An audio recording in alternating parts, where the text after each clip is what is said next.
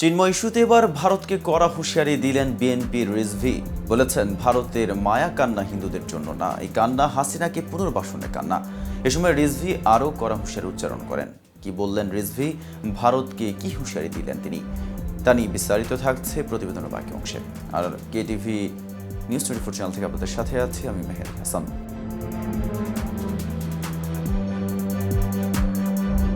ইসকনের বহিষ্কৃত নেতা চিন্ময় কৃষ্ণ দাসের গ্রেফতারের ভারতের উদ্বেগ প্রসঙ্গে বাংলাদেশের জাতীয়তাবাদী দলের সিনিয়র যুগ্ম মহাসচিব অ্যাডভোকেট রুহুল কবির রিজভী বলেছেন, চিন্ময় বাংলাদেশের নাগরিক। সে অপরাধ করুক বা না করুক সেটি বাংলাদেশের আদালত দেখবে। ভারতের পররাষ্ট্র দপ্তর থেকে চিন্ময়কে মুক্তি দেওয়ার জন্য বিবৃতি দেওয়া হয়েছে। শেখ হাসিনার পোষ্য সন্তান যুবলীগ ছাত্রলীগ যখন কিশোর বিশ্বজিৎকে হত্যা করল, তখন আপনাদের বিবৃতি কোথায় ছিল? আপনারা কি বাংলাদেশকে অস্থিতিশীল করার চেষ্টা করছেন? 18 কোটি মানুষের এই দেশে আপনারা কিছুই করতে পারবেন না।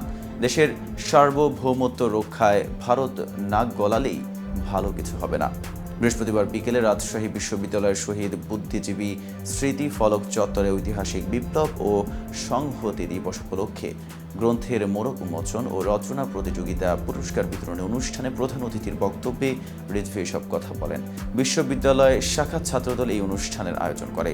চিন্ময় ইস্যুতে শেখ হাসিনার বিবৃতিকে কুমিরের কান্না আখ্যা দিয়ে রাকসুর সাবেক এই ভিপি বলেন, চিন্ময়কে গ্রেফতার করার ব্যাপারে দুঃখ প্রকাশ করে ও তার মুক্তি দাবি করে গণমাধ্যমে শেখ হাসিনার একটা স্টেটমেন্ট দেখলাম। সে দেশের প্রচলিত আইন অনুযায়ী গ্রেফতার হয়েছে। হঠাৎ করে ইসকন নামের একটি সংগঠনের তৎপরতা দেখা গেল। সেই তৎপরতার মধ্যে এই দেশকে অস্থিতিশীল করার জন্য যত রকম পদ্ধতি নেওয়া দরকার সেটা করা হচ্ছে বিভিন্নভাবে। আপনি মুগ্ধ, আবু সাইদ, নাফিসের মতো ছাত্রকে হত্যা করতে পারেন, আর আজকে চিন্ময় গ্রেফতার হয়েছে বলে আপনি ভারতে বসে কুমিরের কান্না কাঁদছেন। এর জন্য আপনি কি ভারতের কাছ থেকে পুরস্কার পাবেন? ভারতকে হুঁশিয়ারি দিয়ে বিএনপির সিনিয়র যুগ্ম মহাসচিব বলেন, ভারত থেকে নদীর বাঁধ ছেড়ে দিয়ে যখন দেশের উত্তর পূর্বাঞ্চলে বন্যা হলো, তখন তো শুধু মুসলমানদের ঘর ভেসে যায়নি, হিন্দুদেরও ঘর ভেসে গিয়েছিল।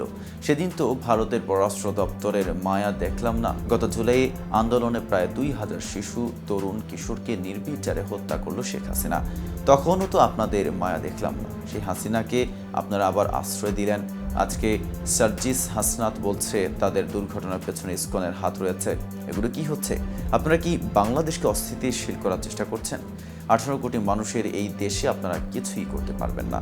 বিপ্লব ও সংহতি দিবস সম্পর্কে অ্যাডভোকেট রুহুল কবির রিজভী বলেন, আমরা ভৌগোলিক স্বাধীনতা পেয়েছি 1971 সালে, তবে প্রকৃত স্বাধীনতা অর্জন করেছিলাম 7 নভেম্বর। 71-এ আমরা ভৌগোলিক স্বাধীনতা পেলেও নাগরিক স্বাধীনতা ছিল না কথা বলার স্বাধীনতা।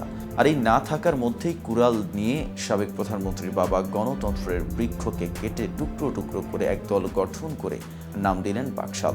সেই বাকশালের 20 বৃক্ষ উপড়ে ফেলে 7 নভেম্বর ক্যান্টনমেন্ট থেকে সিপাহী আর বাড়ি বাড়ি থেকে জনতা একত্রিত হয়ে রাস্তায় নেমে পড়ল।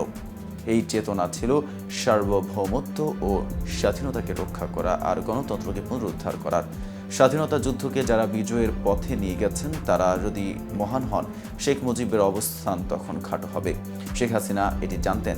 এই জন্যই যারা বারবার স্বাধীনতা যুদ্ধের জন্য কাজ করেছেন তাদের তিনি হেয় করেছেন স্বাধীনতার ঘোষক জিয়াউর রহমানকে, হেয় করেছেন প্রবাসী সরকারের প্রধানমন্ত্রী তাজউদ্দিন আহমেদকে। তো ভিউয়ার্স, ভিডিওটি সম্পর্কে আপনাদের কোনো মতামত থাকলে জানাতে পারেন কমেন্ট বক্সে। সাথে নিয়মিত আপডেট পেতে কেটিভি নিউজ 24-এর সাথেই থাকুন।